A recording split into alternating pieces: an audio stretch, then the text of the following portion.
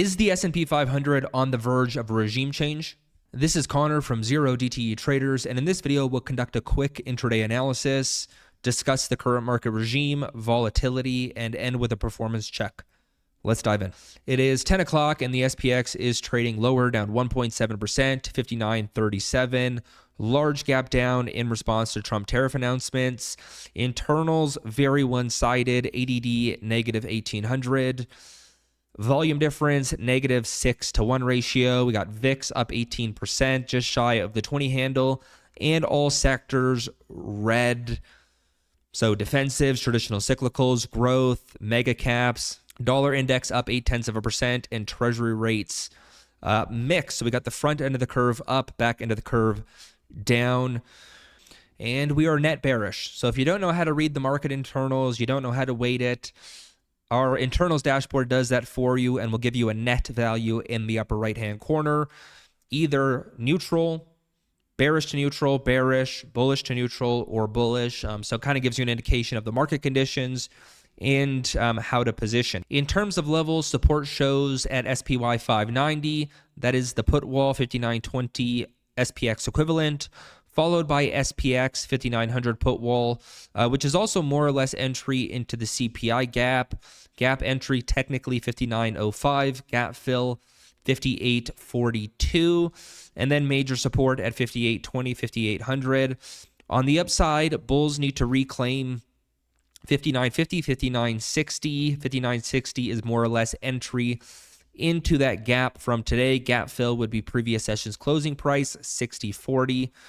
And then we have the flip level all the way up here at 60.60, and this pertains to the market regime.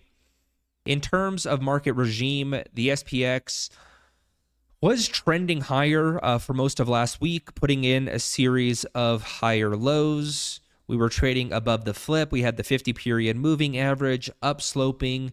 Now, this wasn't overly bullish, but bulls did have slight control last week.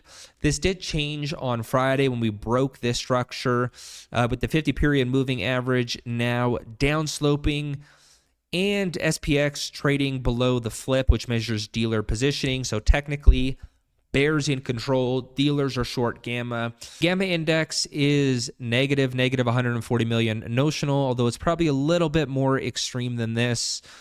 Given that this is based off the previous session's closing price, reference 640.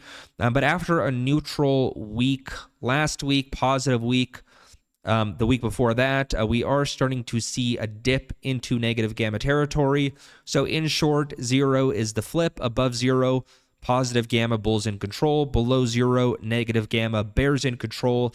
And the deeper that negative gamma, the more volatility we generally see in markets. So this is the return distribution, zero being the flip. So you can see the wider that return distribution, the lower that gamma index. The flip, which again is that transition from positive to negative gamma, currently sits at 60.60. You can see all strikes above positive, that is supportive for the market price. All strikes below negative, that is destabilizing for the market price. Now, for bulls to regain control today, that's probably very unlikely. However, this does move with positioning and obviously the change in options values. So we could very well see this shift lower. It is generally a risk on, risk off leading indication. Now, in terms of bounce points, the lower bound, we are coming into our put wall zone. As mentioned, this is the SPX put wall at 5900, simply the strike with the highest net negative gamma. And then we have 59.20, which is SPY 590 put wall. So it's about a 20-point zone. And this is generally regarded as our lower bound, where we tend to see a sharp market reaction. However, there's no guarantees. If we do break it, it is most certainly a bearish indication, which opens us, to that gap zone on the downside. In terms of volatility, volatility risk premium is more neutral than imbalanced, i.e. discount or premium, which is actually quite interesting here because despite the sharp sell-off on Friday, the sharp gap down today, we really haven't seen a huge uptick in SPX implied vol. Additionally, not reflected in the 1-day or 5-day implied move, about 0.9, 0.8% implied move priced in this week. In summary, the market is much more neutral than in balance, trading on both sides of the zero line. A lot going on the macro front, a lot of news headlines moving price.